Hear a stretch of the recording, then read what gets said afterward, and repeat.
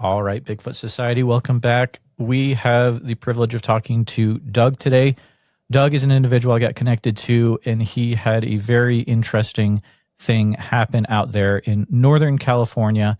A little background about Doug. He is a retired prison maintenance worker and up there in Del Norte County. This is a very interesting story. Doug, I'm going to go ahead and pass things over to you so you have the time to share what happened, and then we will chat about it afterwards. I had received a promotion up to the Pacific Northwest. I worked for the Department of Corrections for the state of California, and I went to a very remote northern prison along the coast.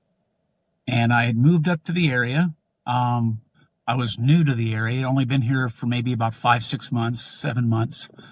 And there's a very narrow, winding canyon pass that goes from Crescent City over to Grants Pass. It travels through O'Brien and then Cave Junction and Selma, Oregon. And I was going over into Medford once a week and also over to Grants Pass once a week while I was up here. So I was still learning the canyon because it's a big canyon and it's real deep. The roadway, I found out later, actually parallels the one of the forks of the Smith River. So the region is known as the Great American River region because there's a Great American River every 20 miles up the coast. So it goes from, like 5 or 6 of them, and it's just a beautiful area. So I had an older truck. It was new to me. It was a 1995 Chevy. It was a dually and a diesel. It didn't have the horsepower of the modern trucks so that when you step on it, it goes. My truck was you step on the gas and wait for it to kind of catch up. Otherwise, if you stepped on it full, nothing would really happen and the gas gauge would go down. So it was a towing vehicle. It was a full 8-foot bed, quad cab, had running boards, lights on it and stuff. So I was coming home. It was in the month of February of 2006. Like I said, I was still new to the area. It was cold, and I pulled over at one of the bug stations that as you enter into California from Oregon, you have to get your stuff looked at. Well, it was closed, and I pulled off there because I knew I could rest. It was late. I was tired. It was a little bit after midnight, so I just laid there with the engine running to keep my feet warm and closed my eyes because I had to go to work the next day. It was a Thursday. So I sat there with the engine running, and it's dark. There's no lights around there. It's not like the city. And I just kept the cab lights on with the doors locked and was idling with my eyes closed. And after about 20, 30 minutes, I said, okay, you wake up every now and then just because you want to make sure your feet are okay because it was cold. And I go, you'll be okay because it's a good hour and 20 minutes home from there. It's still. I'd been driving. It was late. And I left the bug station about maybe 12:35, 12:30, somewhere in there. So as I drove, you go up and you enter into what's called Collier Tunnel. So it's a big tunnel that cuts through the mountain and a big drop down the mountainside. So as I was coming down, because it's so dark there, you get tractor trailers for the logging companies that go flying through there at night sometimes. And I've seen them because they scared me a little bit. And their back end is up on the back of the truck. So I had my highlights on, and it's so dark because you can see the cars coming from a distance. Then you just back your lights off so you're not blinding them. I didn't know until later that the area where I was at, was going to be entering into is actually called the Narrows. So the roads are only 8-foot roads, very little shoulder on each side.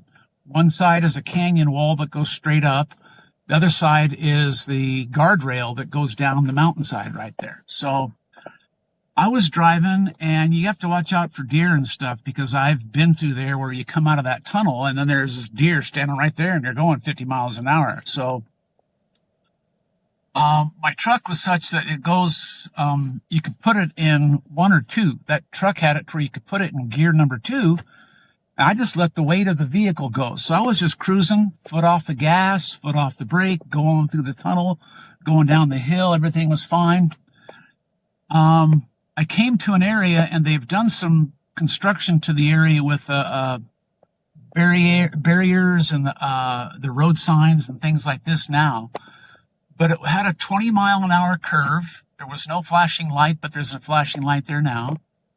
And as I was watching, I was looking at my lights, because my truck, even though it was a four-wheel drive, it sat like this. So it wasn't up and lifted or anything. It was like this. It was a tow truck kind of.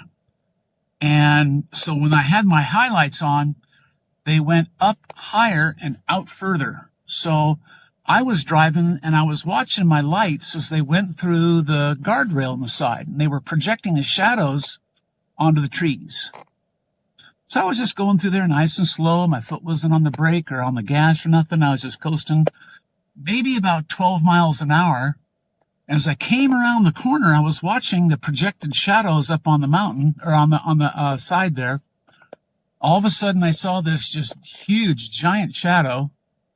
And then I followed it back immediately to the roadside, and right there in front of me was this giant thing. And I'm looking at it, and the first thing I thought in my mind, because it was huge, I thought to myself, giant gorilla. That's the first thought that popped in my head, was giant gorilla. Then I looked, and I was watching him walk, and I said, no, it can't be a gorilla. And there's a number of reasons for that, but the first one was he was walking too upright. He was too straight. And as he was walking, I went, oh, so that's what he looks like. So I go, that's what a Sasquatch is. That's the first thought that went into my head. So now I had probably about, maybe about 7 seconds, where I got to just take it all in. So there was things that I noted in my mind right away, because I was probably about 80 feet from him or so, but he was right there. And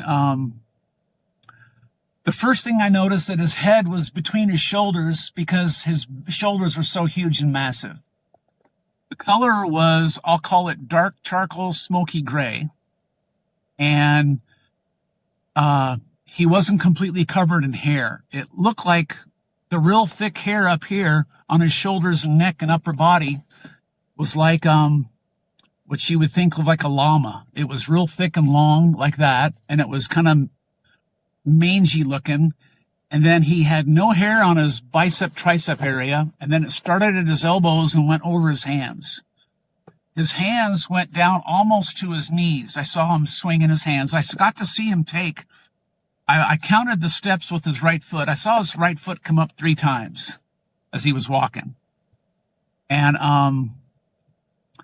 he had bare butt cheeks. I saw his bare butt cheeks. His hair went down the middle of his back like a lion. It V'd down his back. And his back was just huge. He had bare lats. The sides of his back had no hair on him at all. He had bare butt cheeks. I could see hair off of his hips as I got closer to him. And then his upper thighs were bare too. And he had hair that was on him, but then as soon as it got to his knees, it was like his elbows. From his elbows down over his hands, covered his hands. Then it was from his knees, and it covered his feet. But I saw that when his foot come up, I could see the bottom of his foot.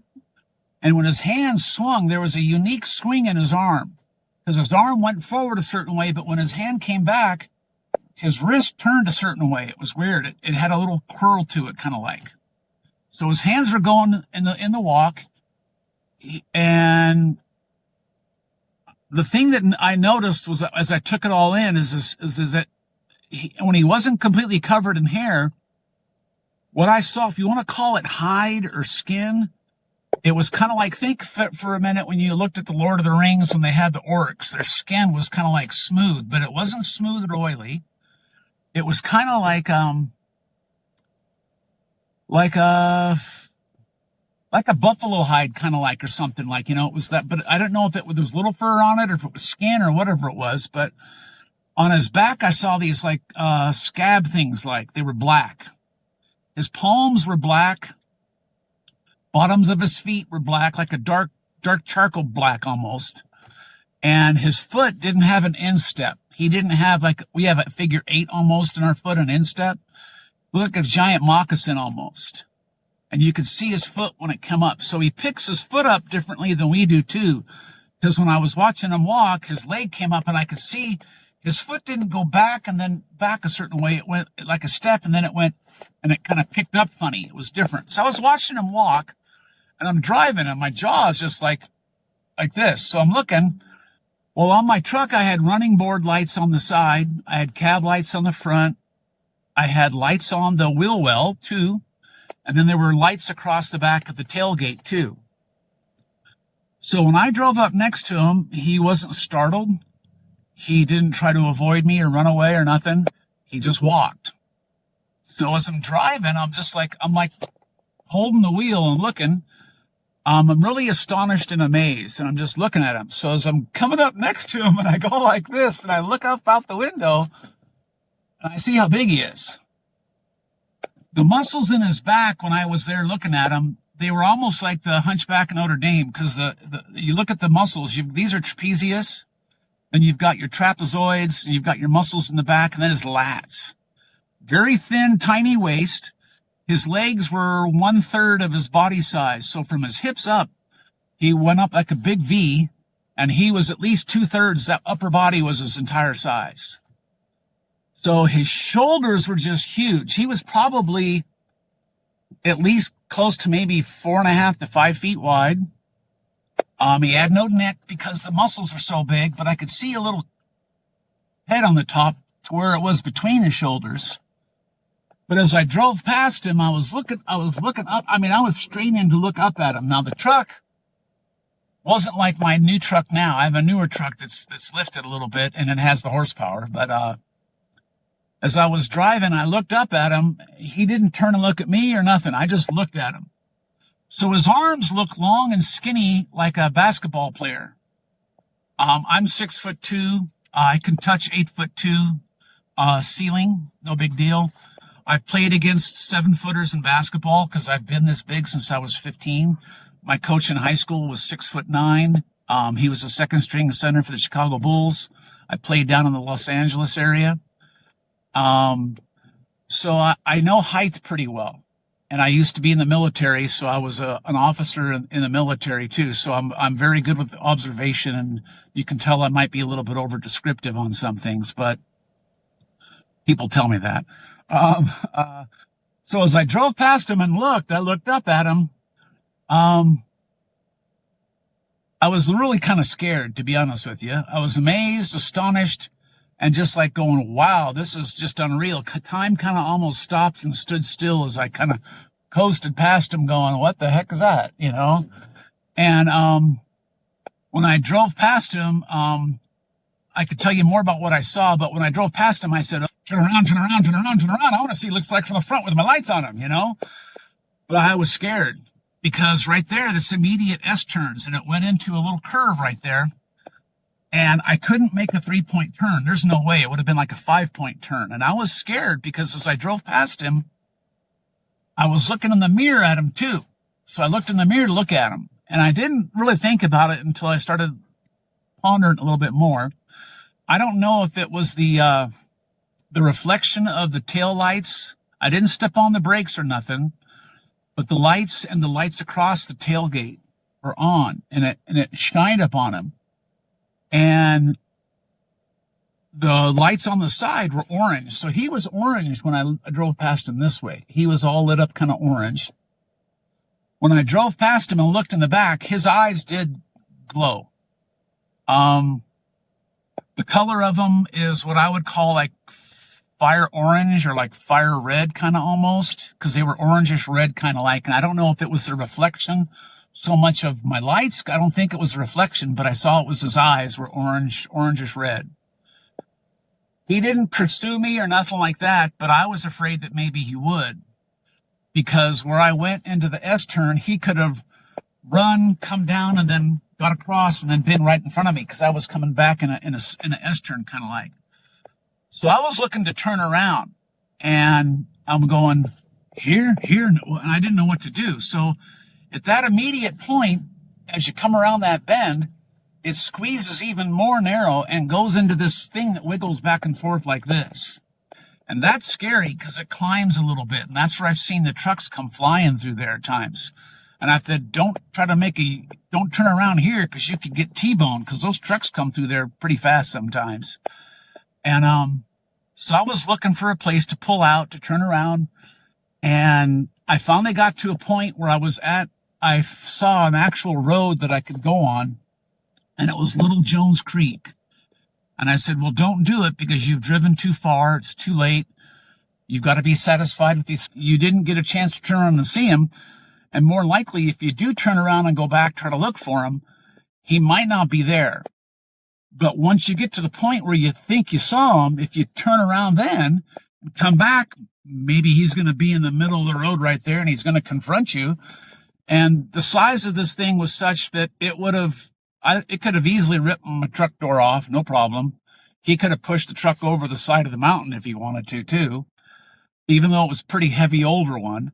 It's just, it was huge. So when I drove past him, at the closest point, I was maybe about 8 feet from him. And when I drove past him, those long, thin, skinny arms that I thought looked like basketball player arms, they really weren't skinny at all. They were big.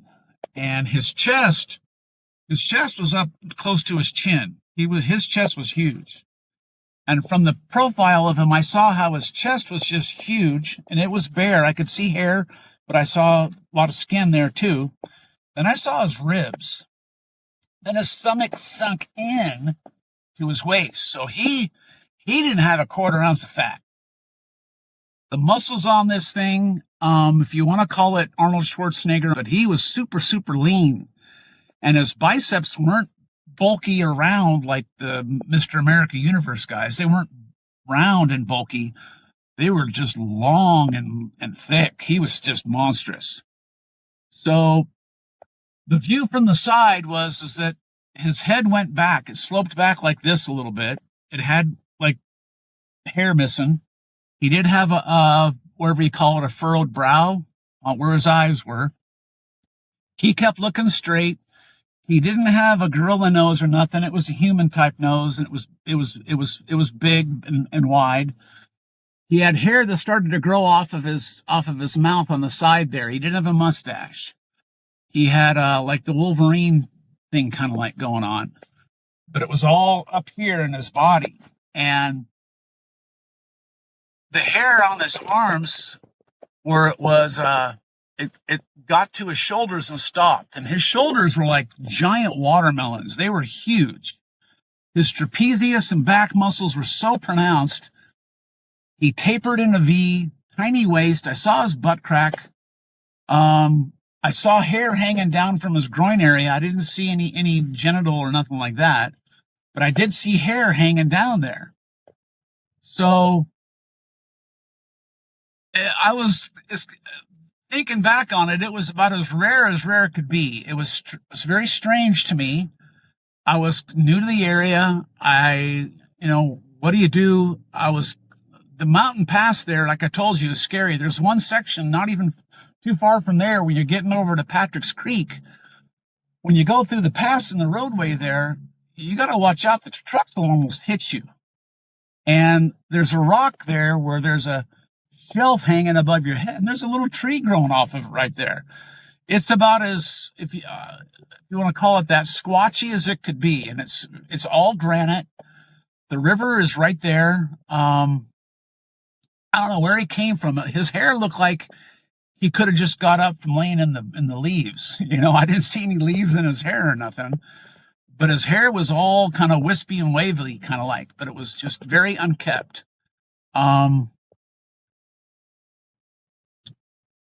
So I went home. My son was there. I didn't say nothing to him. I went to work the next morning. I told one of my coworkers who's a fisherman and a hunter, who's been up here had been up here like 28 years, and he's gotten multiple elk, deer, bears, fished out in the ocean, on the river forever, and he was part Native American because of his grandparents. And when I told him, he just didn't say nothing. He just stared at me like I was nuts. And he didn't say anything, didn't acknowledge it, didn't feedback or anything. And so it was kind of like I was looked upon like, oh, you've been up here 7 months and you've already seen a Sasquatch, you know? And the thing of it was, I just shut up and didn't say nothing anymore because it was an element of ridicule. And I got to the point over time where I did mention it to some people. And it got to the point where over time, I eventually met someone that I married. And when she was going with me through the mountain pass to come over here for medical and dental services and stuff, I just mentioned to her, I says, you know, hey, I saw Sasquatch coming up on the road right here. And I showed her where it was. And she started peppering me with questions. And she asked, she goes, well, how big was he? I told her, and she goes, did he have a neck? And I said, not really. And she was going back and forth, and she goes, you really did see him, didn't you? So I said, yeah, I'm not just saying it, you know? So, I've done research. We've gone out looking quite a bit. I've gotten onto the reservation. I've actually gotten into the snow where I found footprints in the snow and took some pictures. It's not too far from where, the Patterson-Gimlin film has been. We've been to a few conferences. I've got to share my story, and experience, at a couple places. One place, I think it was. Yeah, one place. And, I've met some of the different, figures in the Bigfoot, community where they've spoken at these places, and I've talked with them. I got Dr. Meldrum to autograph a replica of Patty's footprint. We've been over to Bluff Creek a number of times, Willow Creek, hiked around. I made an initial report a few years afterwards to the BFRO, and there was no acknowledging of nothing. I waited a couple of months, and then I contacted them again. They finally got back with me. They asked for some specifics, and I gave them an actual pinpoint on the Google Maps, Google World, I think it was. So I gave them a little pin, a red pin dot.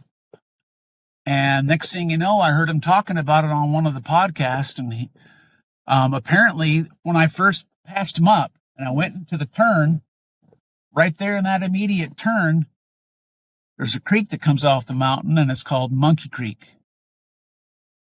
So, apparently, James Bobo Fay had an incident up on the mountain on the top up there, because we've been up there.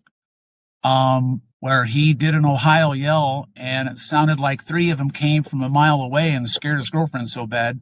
She said, you get me out of here now. So, my fiance was with me. We went out and we went looking, and, it's kind of eerie out there. So, I don't know if it's real or true or not, but she said that when we were driving out, the windows were down. She said that she heard woofs. Something went woof, woof, like this to us. And she goes, there's no dogs. And I heard woofs. So I don't know. You know, sometimes people get squatch fever where there's a Sasquatch under every leaf and every tree. So, like I said, as I started talking about it at work, there were some Native American friends that I talked to that sort of tell me about their experiences and how they'd seen him. And the similarities were just amazing. And that's what got me to go and look. So we've been in some areas where they've seen him quite a bit. I've read a lot of books since then. Some of the books are from David Paulides and the Missing 411.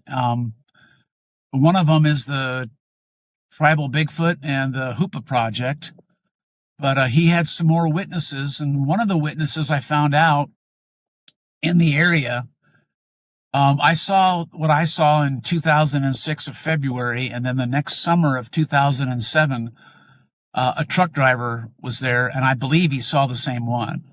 I've talked to him about it since, but he's never confirmed with me the color, things like this. He's just an interesting guy. He's seen him twice up here in the same vicinity. And, the picture was drawn. I've met Harvey Pratt. I showed Harvey a picture of what I drew. Someone at, work, Native American inmate, talked to me one time in level 1, and he said, Doug, you should sketch of what you think it looked like. So I did a little sketch of it. And when I showed it to Harvey Pratt, Harvey said, "You got that right." And I go, "What do you mean?" He goes, "They have a cape." So Harvey says that's what happens. What you think of it, it's like one of the Viking coats that they wear. It's all hairy like a buffalo or something, big old mangy thing kind of like coming down. And then it tapered down, and then his back was bare. And it came in like a lion where it V'd down his back, down the middle of his spine. So, when I drove past him, his mouth was open like this. He was walking like that. And I couldn't really see his teeth, but I'd imagine they were kind of grungy, maybe. I'm guessing. I don't know. But he just walked, and his mouth was down on the sides like this. He had hair out the side there, and he just walked. But like I said, his chest was huge. His arms were huge. So guessing height-wise, if I was outside of my truck, I would have had a hard time. I wouldn't have been able to have jumped and touched the top of his head. And when I was younger, I could touch my elbows on the rim. I bumped my shoulder in the backboard. I've had my head in the net. I can jump really high, but I'm older now. I can't jump like that anymore. But I guessed he had to be at least between 9'6" and about 10'4", somewhere in there, about 10 feet, my guess was. And when I looked at him, because his legs were kind of like a frog leg. They were frog legs, kind of like. They were very lean, very muscular, but they weren't bulky. From what I saw from the back with his butt cheeks, I guessed his weight originally maybe about 600 pounds. I wasn't sure. But I've got friends that are about an inch bigger than me that weigh like 400 pounds, and they're big. They're strong men. But you touch them and they're squishy. So I do know that muscle weighs more. So looking at it now and being a little more critical in my process of thinking, the weight of this thing had to be between 800 and 1,000 or more pounds, easy, because he was over 10 foot tall. The muscles were just amazing.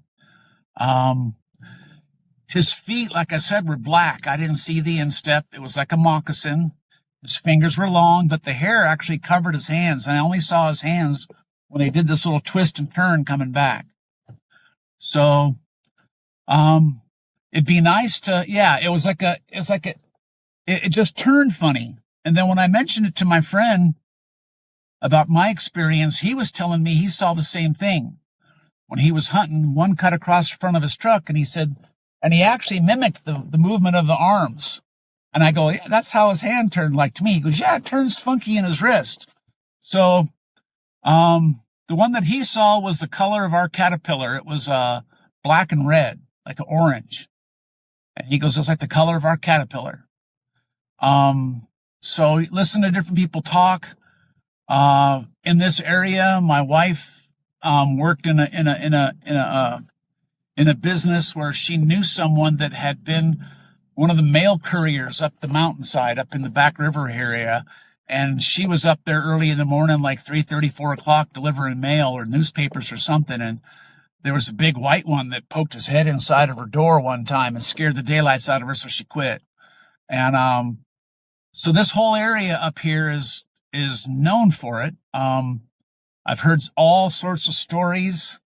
Not too long ago, they put out an announcement saying, hey, if you've got some parabolic mics and recording devices and stuff, we've got an account. We're on this one hiking trail. They didn't give specifics, because sometimes everybody is like, after proprietary things. Everybody wants to be the person with the badge, and look what I discovered, That's not me. To me, I don't know what it is. Okay. I never had any experience of thinking about it. When I was in high school, back in the 70s, in our drive-in, we were all standing around and watching the movie in high school. And it was the Patterson-Gimlin film on the screen. And a friend of mine since grade school says, oh, look, this proves evolution. Look, and there, I'm like going, and I've never bought into, that we come from monkeys and stuff like that, billions of years and slime plus time. And there you are, it's from me to you via the zoo. I've never thought that. So it didn't look like Patty. It looked different. It was very big, very muscular. It was monstrous. He was huge. Um, and but the hair was interesting. The hair was really neat. And like I said, it was different than ours because even though it was thick up here, down off of his hips, when I drove past him, you could see they were long and they were like thicker. And it was like, I wouldn't call it like, a sea anemone or nothing like that, but they stuck out longer on the side. And then he had these pock marks on his back that were like maybe he'd gotten hurt or shot or stuck with an elk horn or something. Who knows? I don't know. But they were black, like scabby things on his back. And his skin was smooth. But like I said, he even had some of those little black things on his butt cheeks. I saw his butt. It was bare. And so there you go. If you have any questions. Absolutely. Oh my goodness. This is probably one of the most detailed accounts I've heard, and it's fantastic. It's incredible that you're able to remember all those details. Hats off to you. I did want to, I looked up Bigfoot Mapping Project real quick, and it looks like in that very similar area where you're talking about, there was also another, because did you ever talk to Daniel Perez? I've heard for of a him. newspaper. I've never talked with him. There was somebody in Willow Creek that I tried to talk to that got real nasty with me on the internet one time. So, well, that's not good. Sorry about that, whoever that is. But this is on BigfootEncounters.com, and it sounds like on September 22nd, this is in 2005. So, I mean, similar time frame. There was a trucker that had a sighting of one that he said was about 8 foot tall, about 800 pounds. So very, very interesting. That area sounds like it is just extremely active, which, we definitely already, most listeners would be like, oh yeah, Del Norte County for sure. But like to know a specific area like this where, and you talked about Boba was encounter as well, which was very, very cool. But I do have some specific questions for you, Doug, as well. Did you notice anything about the shape of the head itself? It was kind of conical from what I could see from the distance, but I don't know if that was because of the way it was positioned within his muscles and his back. It was low. His back was so wide, his shoulders were so broad that all of a sudden I saw this little peak at the top, like this in my hand, just like that. When I drove past him, his head was round, but his head went back. Like I said, his forehead went back like this, and he had a receding hairline. And then his hair went into his shoulders right up here. So it was all real big like that. So, like I said, his jaw was like that. It was down here, and he was just walking. He was up straight, but it seemed like he was leaning forward a little bit. Not a whole lot, but he wasn't slouched forward. So, the interesting thing, like I said, was the ratio of legs to upper body, because his upper body from his butt up was huge. Which is really, some of your details, well, all the details, but some of them specifically are really cool to hear, like the one you just pointed out, and also how it was lifting its foot off the ground. Really, really cool stuff to hear.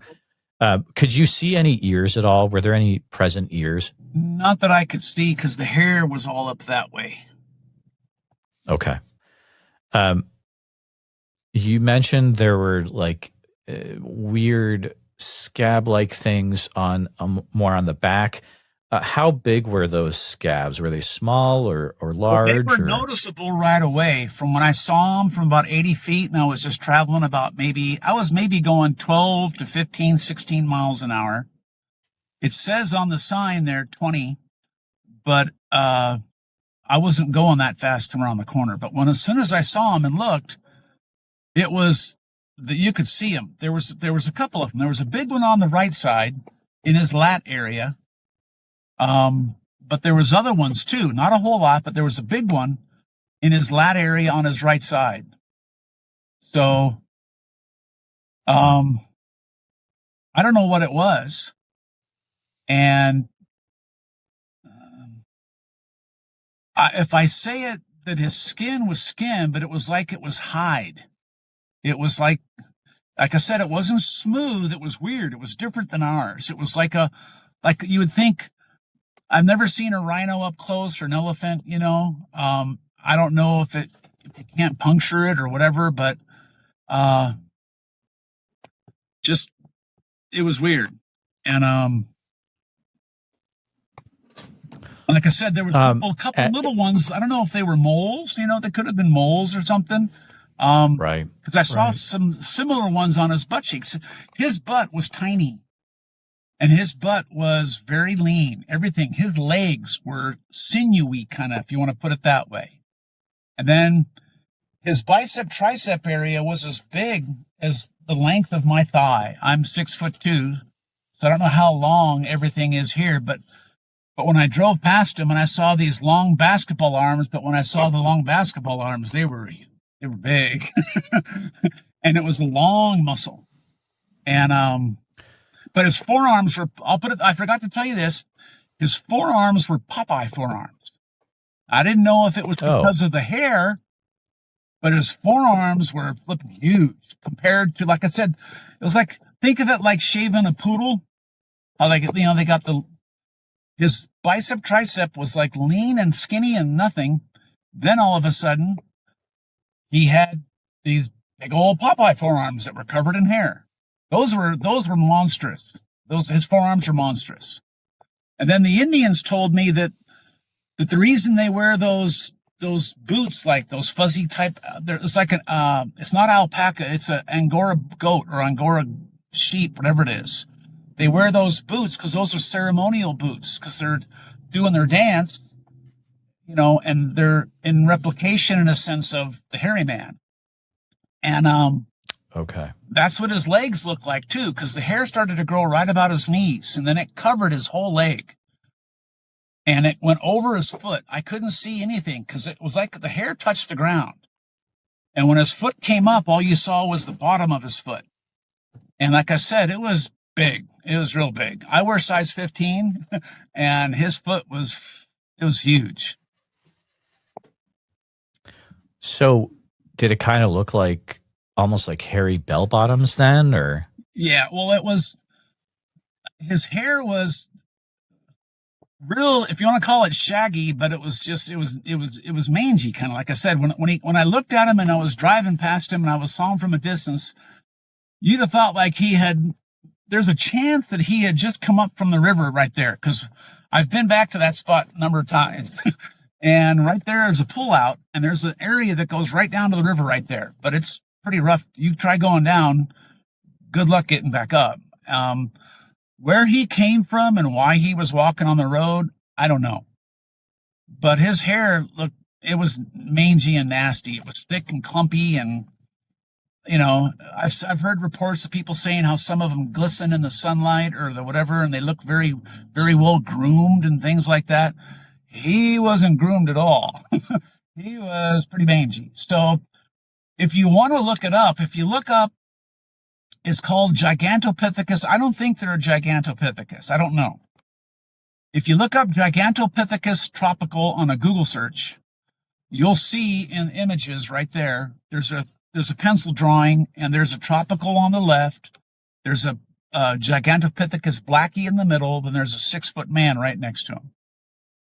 The one on the left looks like exactly almost like what I saw. Turn him around, make him about 2 feet taller and wider, and that's what it looks like. Almost. It's a good depiction of it. But he had the face of the blackie because his nose wasn't upturned like an ape nose. It was flat, wide, broad, human type nose. And the 6-foot man there, if you have him raise his hand up and look, the one that I saw was a lot taller than the one you see in that drawing. So, yeah, I found the exact one. It looks like this is actually you can find this. on bfro.net. It's the Bigfoot Giganto theory, Yeah. and you can find the line drawing on there. But yeah, so the one on the left, but with the face of the one on the middle. Yeah. And a lot taller and Okay. bigger, less hair, but like that. And it was more grungy kind of like. But you see how his shoulders are rounded and he's standing there kind of. One that I had wasn't all rounded. He was, like I said, his chest was up here by his jaw. He was big. I'm just amazed. I was astonished, amazed. I'd love to see it again, but there's an element of fright to it too, because I've heard different stories of different people. I'm told that they used to be called stone giants. The Nez Perce Indians up in Montana and Idaho and the Canada area there, they called them stone giants because they would rub up against a tree and get sap in their hair, and they'd go on the riverbank and roll and get hair and rocks in their hair. And apparently when the French Canadians that were trappers came through there with rifles, they loved them and welcomed them because they had thunder sticks, because they were no longer a prey. They could actually defend themselves and no longer, in a sense, be cannibalized. And, I don't know. I'm not trying to cause any dispersion or just thoughts. Everybody talks about them. There's certain people that talk about them, how they look like they're your forest friends. And there's a lot of people up here that have had experiences with putting out food and different things like that. But other people, some folks don't want to talk about it. But one of the buddies that I know, he made a comment. He said that one of his girlfriends years ago, her uncle was up here hunting and elk hunting, and he had smelled something and turned, and the next thing you know, he woke up 13 miles away in a puddle of water and his rifle was gone. These are some of the things that you hear around here. That was Del Norte County as well. No, that was up in Curry County in southern Oregon. So that's where it's right there. Yeah. If you cross over the border. So that's where I was a resident. I was with the Department of Corrections for a number of years. I've been up here for about 20 years or so. Lived in Oregon, relocated. So it'd be nice. I don't know. Some people say that once that you've experienced it and known that you've seen them, there's some kind of connection where maybe you could see them again. I don't know. People have talked about where they've come from. I don't know. The DNA project is real interesting. I don't know. I'm not the guy. I think of it now because I've listened to different podcasts that are all over the internet, and you get some amazing stories that scare you to death and some that are interesting.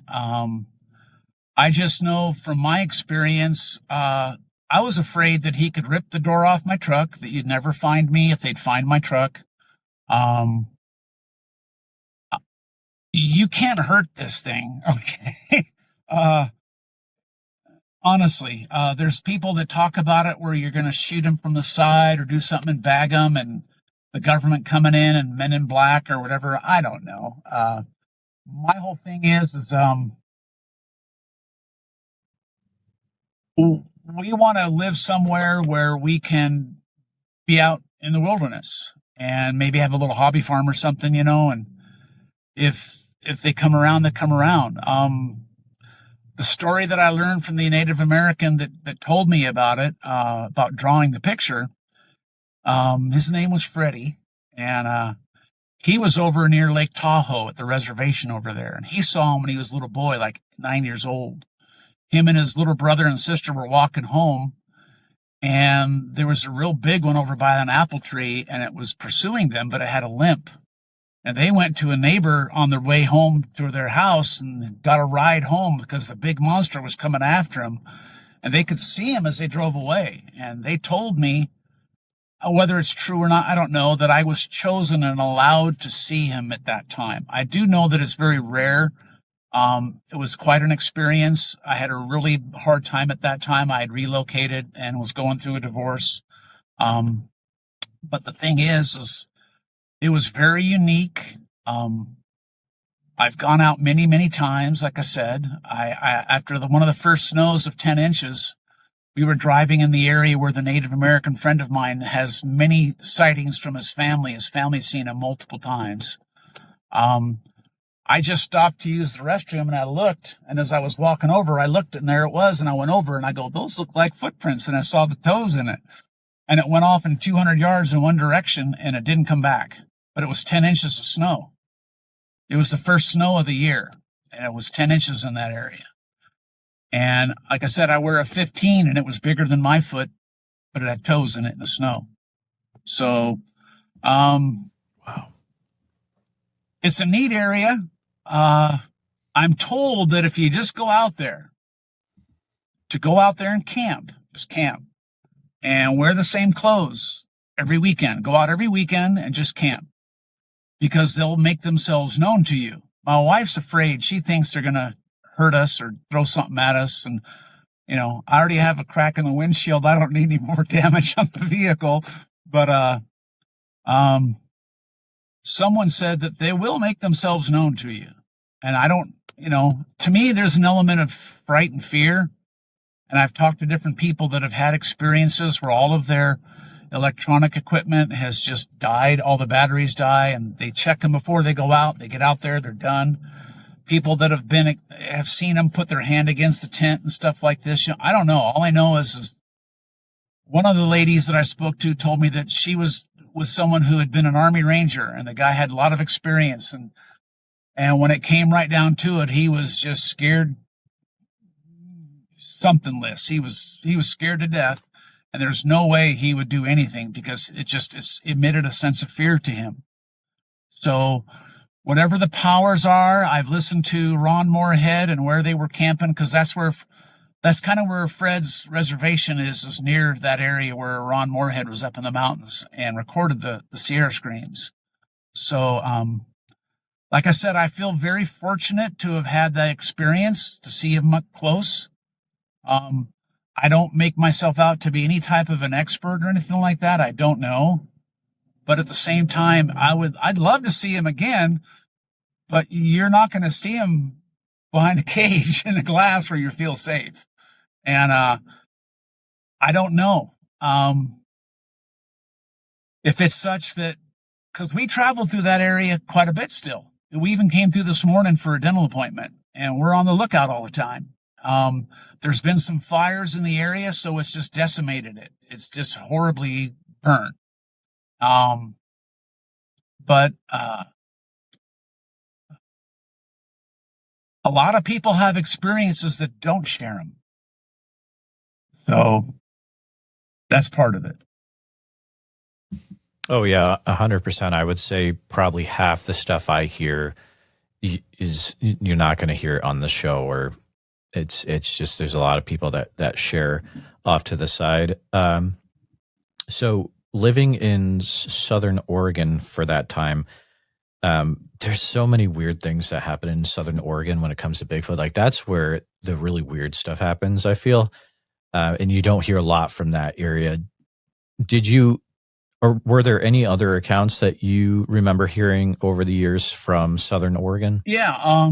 I was in a gym, and one of the girls that was teaching an aerobics type class for the ladies, I saw her on the internet one time, social media, and she had a picture of Bigfoot, and I'm a believer on it. So I messaged her and I said, hey, people started hearing about how I'd heard it. I'll tell you a couple. And she says, oh yeah. She says, it was 4th of July. There was one about 9 feet tall, walked through my yard right over here, 9:30, 10 o'clock at night. She goes, I know it was a Bigfoot. And then, I'll just tell you, my workout buddy was one of the 3 founding families of Brookings, Oregon. His great-great-grandfather had jumped off a Russian merchant ship up in Port Orford, Oregon, swam ashore in the cold water, hiked down over 200 miles, and married into the Indian tribe. Now, he's part of the tribe, registered with them, and he's got red hair and freckles. One of the nicest guys you ever meet in your life. His family owned a big ranch, 9,000 acres up here. And they'd split it when some of the family members decided to leave, so it's 5,000 acres now.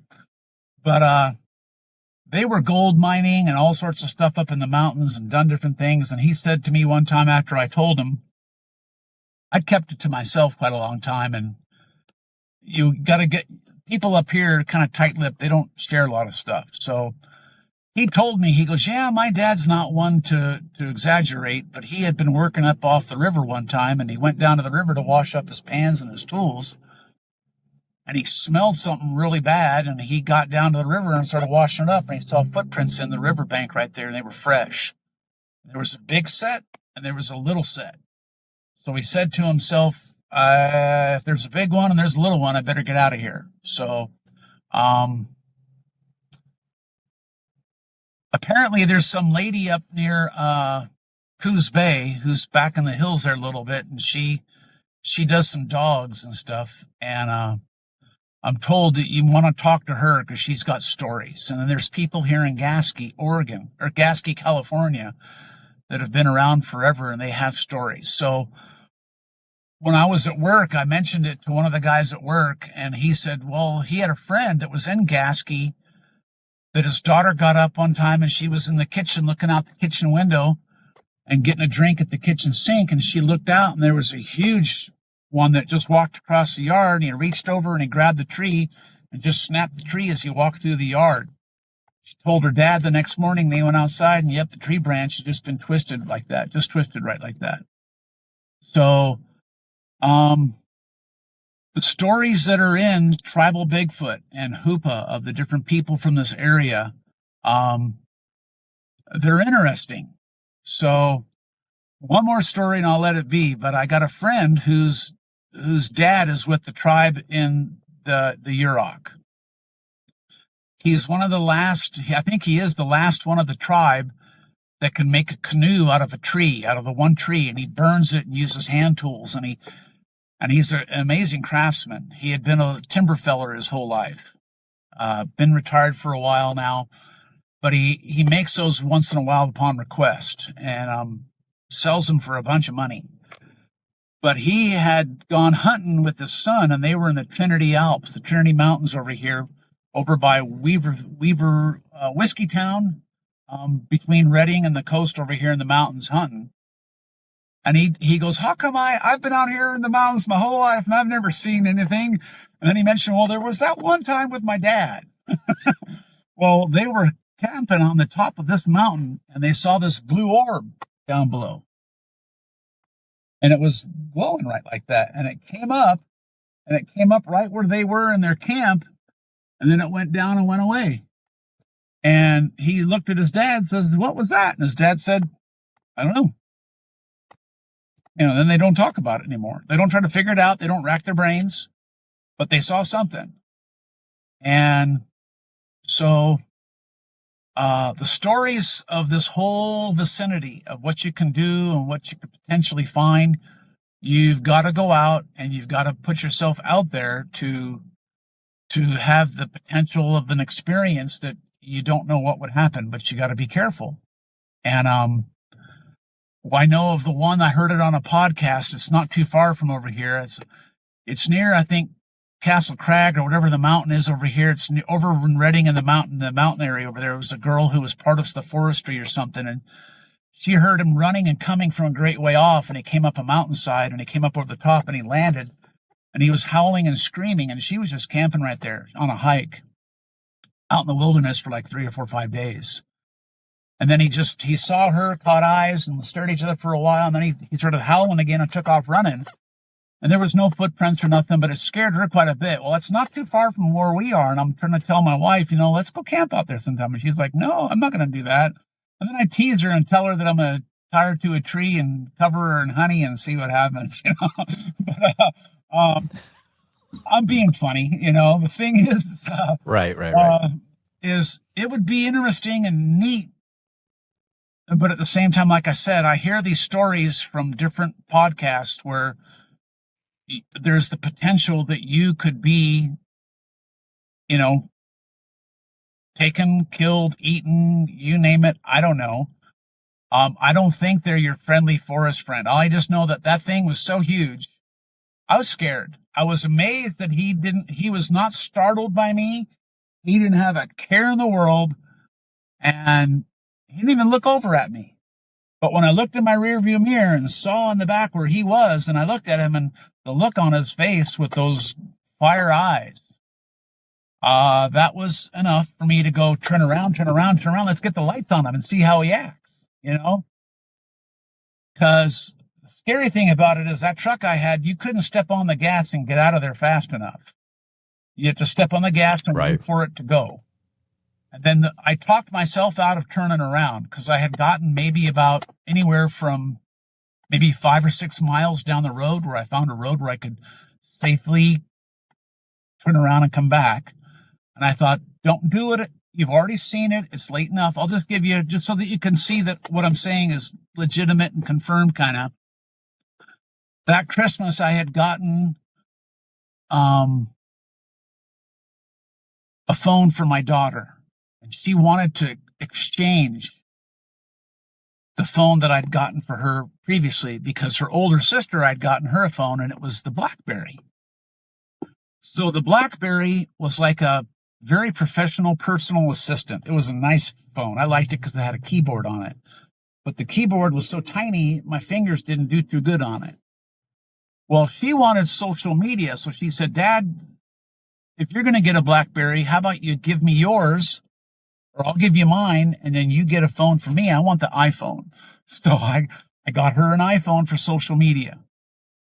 So before I started going through the canyon there, when I left Grants Pass, I thought, just turn the phone off. You're not going to use it because there's no reception. And the first thing I thought when I drove past him was, get a picture, do what you can, because the thing is, though, is that BlackBerry, when you start it up, you watch it go across with the startup there for 3 minutes before the time it only gets over there. And finally it logs on and comes on. Then you got to put in your password. And I'm thinking there's no way I can make this canyon with my BlackBerry phone to get a picture. And it wasn't a very high quality camera. But like I said, I know the area. I've been back.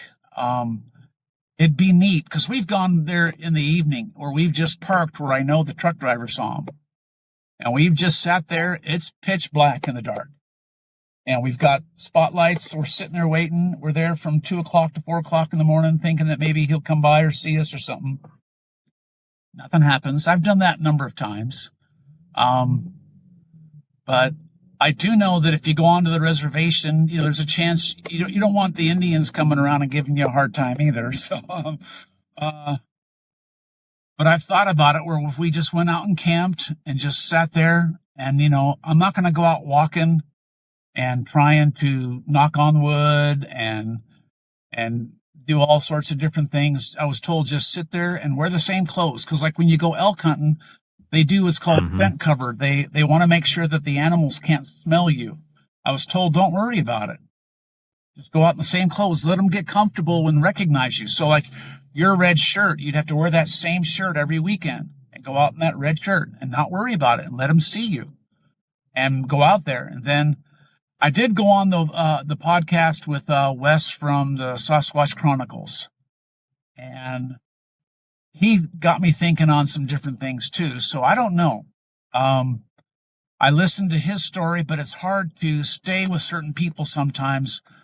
But apparently what he experienced, and he said that he's a big guy too. He says he could have laid across its shoulders, the big one that jumped down out of the tree.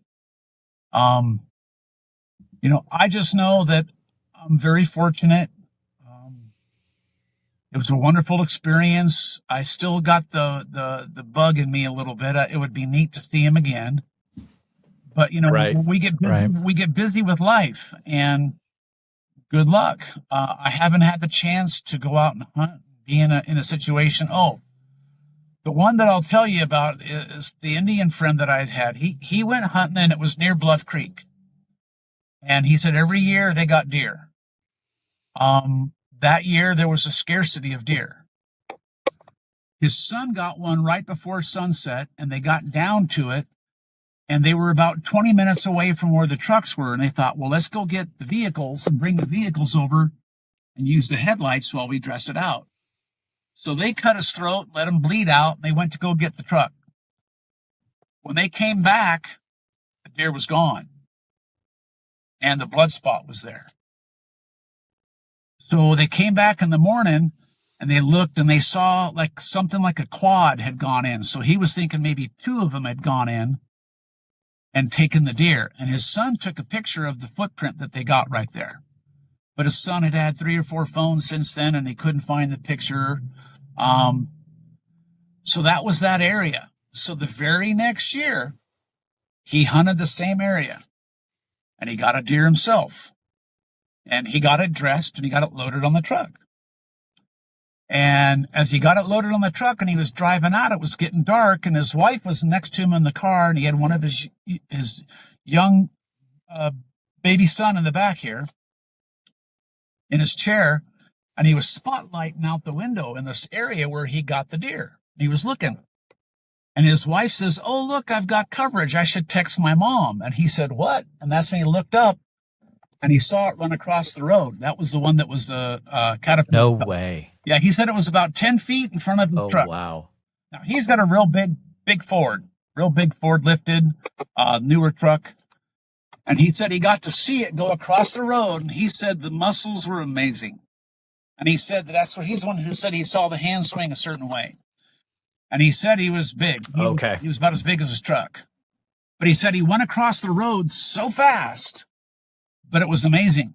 He said he saw it right then. He said his wife said, I should text my mom. I got coverage. And he looked up, and he said, "What?" And that's when he saw it go across the front of the truck. So that's the area, the same exact spot where his son had one the year before where the deer went missing. So people have talked about it, that maybe they know at certain times of the year they hear that sound that there's a deer down or something's shot, and maybe they have a chance of picking up something fresh and easy. So I don't know.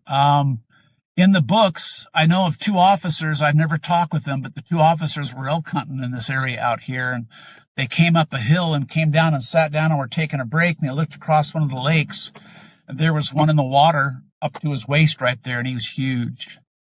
And then they caught eyes with him, and as he was in the water getting out, he yelled out this giant yell that scared them to daylights.